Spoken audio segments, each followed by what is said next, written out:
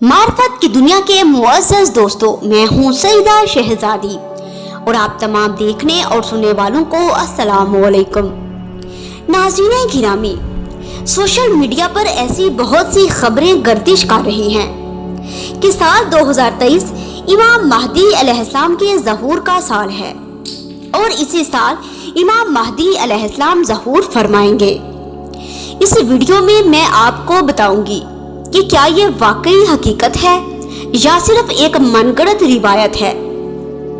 इमाम महदी अलैहिस्सलाम के ज़हूर की बात करूं तो ये आप अपनी स्क्रीन पर देखें। ये मजहब शिया की बहुत मोतबर किताब है जिसमें ये रिवायत दर्ज है कि इमाम महदी अलैहिस्सलाम ताक यानी 1, 3, 5, 7 या 9 में ज़हूर फरमाएंगे।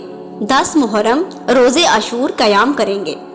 नाज़रीन गिरामी, ये रिवायत इस बात की तस्दीक करती है कि इमाम महदी अलैहिस्सलाम का ज़हूर ताक साल में होगा, लेकिन चूंकि इमाम महदी अलैहिस्सलाम के ज़हूर का वक़्त मुअय्यन करना दुरुस्त नहीं है और अहादीस में मना फरमाया गया है और सख्ती से रोका गया है कि कोई भी इंसान, चाहे वो आलम हो या जाहिल, कोई भी हो, वो कभी भी इमाम महदी अलैहिस्सलाम के ज़हूर का वक़्त मुअय्यन ना करे। इमाम महदी अलैहिस्सलाम के ज़हूर का सिर्फ और सिर्फ खुदा के पास इल्म है। बेशक वो कायनात का सबसे बड़ा आलम और हर चीज पर कुदरत रखने वाला है।